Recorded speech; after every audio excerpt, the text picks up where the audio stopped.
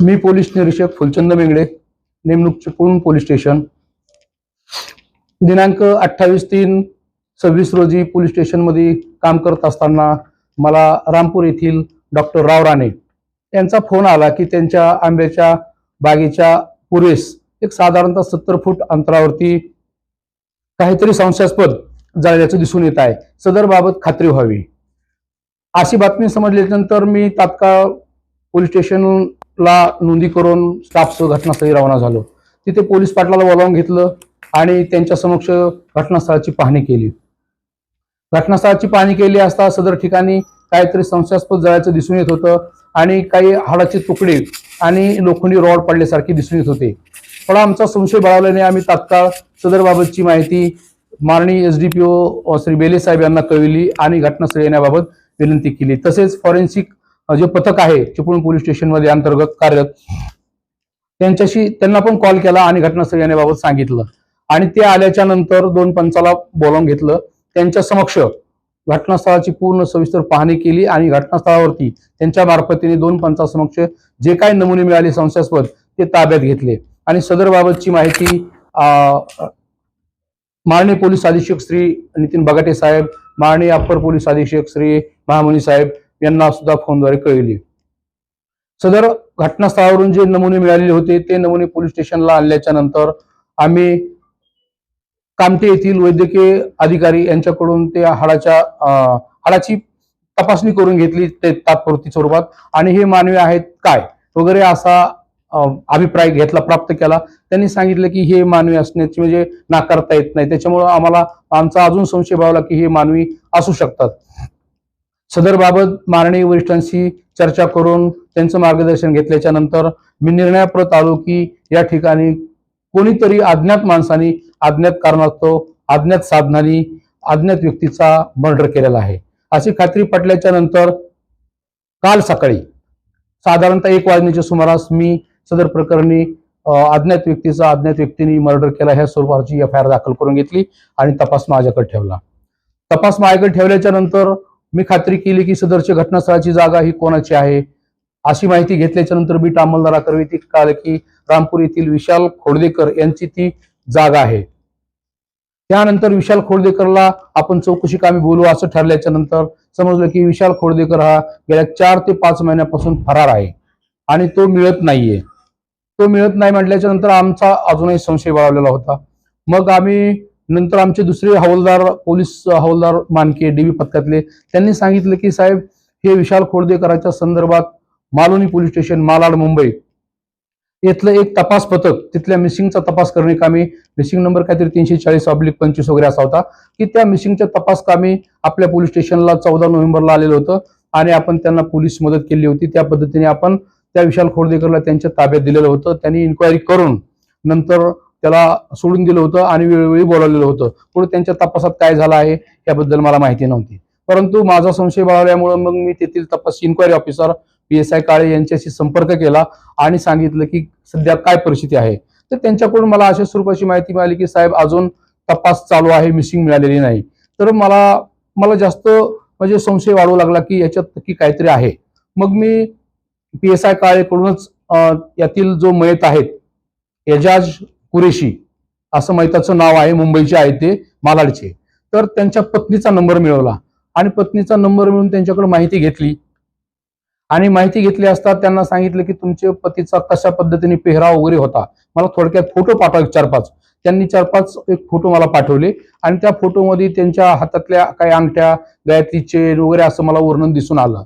आणि घटनास्थळावर पण जेव्हा आम्ही काही वस्तू जप्त केल्या त्या ठिकाणी काही अंगठ्या, चाव्या, 2 अंगठ्या मिळून आलेल्या होत्या आणि त्या अंगठ्याचं थोडंसं साधर्म्य वाटलं मला, मॅच होत होत्या की त्या त्यांच्या असाव्यात.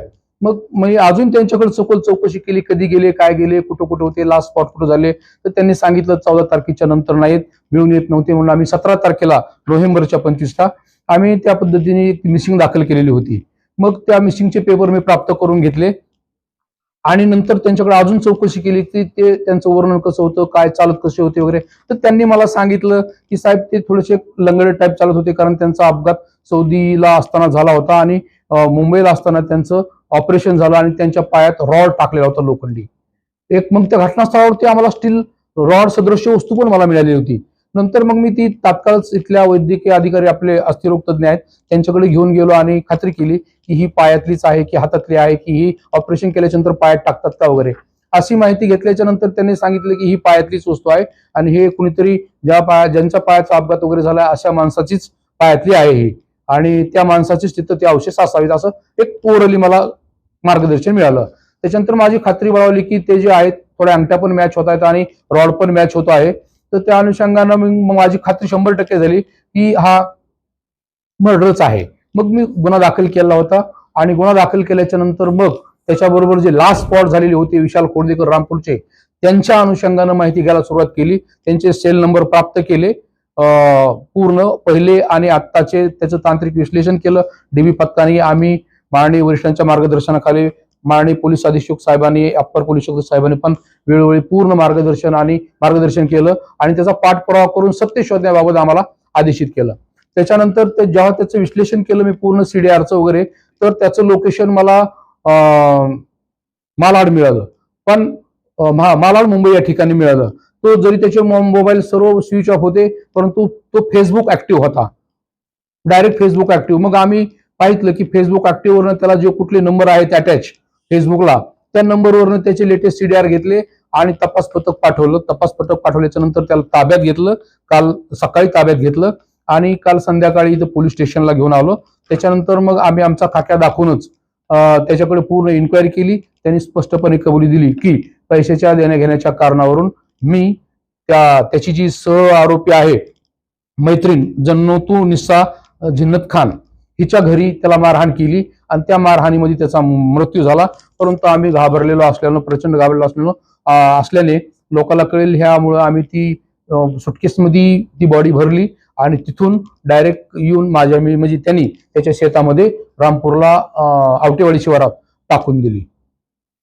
आणि या पद्धतीने मग त्यांना पुन्हा आज रोजी कोर्टामध्ये हजर केलं रिमांड कामी. माननीय कोर्टाने त्याला 6 दिवसाचा पोलीस कस्टडी रिमांड दिला आहे. अधिक तपास मी स्वतः करत आहे. गुन्ह्यामध्ये किती आरोपी आहेत? सध्या 2 आरोपी आहेत, परंतु 2 आरोपी आहेत आणि जेव्हा ते ती बॉडी घेऊन इकडे निघालेले होते मुंबईवरनं इकडे तेव्हा त्यांच्याबरोबर त्याची जी प्रेयसी आहे आलिशा उर्फ ती जन्नतुनिसा खान तिचा 17 वर्षाचा मुलगा पण गाडीमध्ये बरोबर होता. परंतु त्यांचं म्हणणं आहे की त्याला पाठीमागं डिक्कीत काय आहे वगैरे त्याबद्दल काही कल्पना नव्हती. सदर बाबत मी अधिक तपास करीत आहे त्याच्या रोलबद्दल. आणि हा जो विशाल खोडदेकर आहे आणि जो मयत आहे एजाज कुरेशी त्यांचं कनेक्शन काय, याची लिंक कशी? ही जी त्याची प्रेयसी आहे जन्नतुनिसा खान विशाल खोडदेकरांची ही मुंबई मालाडमध्ये राहते. तिने हेवी डिपॉझिट ह्या तत्वावरती एजाज कुरेशी याच्याकडनं राहण्यासाठी घर घेतलं होतं 1 वर्षापूर्वी. 2 वर्षापूर्वी घर घेतलेलं होतं आणि त्या घरात ती राहत होती. त्याचा करार संपत आला होता आणि त्याचं त्याला रिन्युएशन करायचं होतं. शिवाय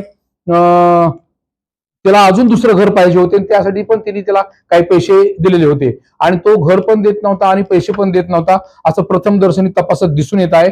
त्याच्यामुळं ती त्याला वारंवार पैशाचा तगादा करत होती आणि मग हा आल्याच्या नंतर ह्याला पण म्हणजे विशाल खोडदेकरला पण ही त्यांनी माहिती सांगितली आणि त्याच्यातच मग त्यांच्यावरून वाद झाला आणि वादामध्ये मारहाण होऊन मृत्यू झालेला आहे. म्हणजे तो हेवी डिपॉझिट आहे ते किती लाखांचा आहे? 4 लाखाचं होतं असं त्यांचं म्हणणं आहे. आणि किती वर्षांचा करार होता? तो गेल्या 3 वर्षापासून मागते पण त्यांनी दिलेलं नाही आणि जे वापरत होते ते 2 लाख रुपये त्याला दिलेले होते आणि त्याचा ती वापर करत होती. पण त्याचा कालावधी संपुष्टात आला होता. प्रथम दर्शनी तपासावर तर एवढंच निष्पन्न होत आहे. आता अधिक दोघालाही 6 दिवसाचा पोलीस कस्टडी मिळालेला आहे. त्याच्यामध्ये अजून काय तथ्य बाहेर येतात ते पाहत आहे. त्याला घटनास्थळी जाळण्यात आलं का? हो, घटनास्थळी जाळण्यात आलेला आहे. त्याबाबत असं की त्यांनी जेव्हा विशाल खोडदेकरनी इथं बॉडी आणून त्याच्या शेतामध्ये टाकली ही साधारणतः 15 नोव्हेंबरची गोष्ट आहे. 15 नोव्हेंबर 2025ला. त्याच्यानंतर तो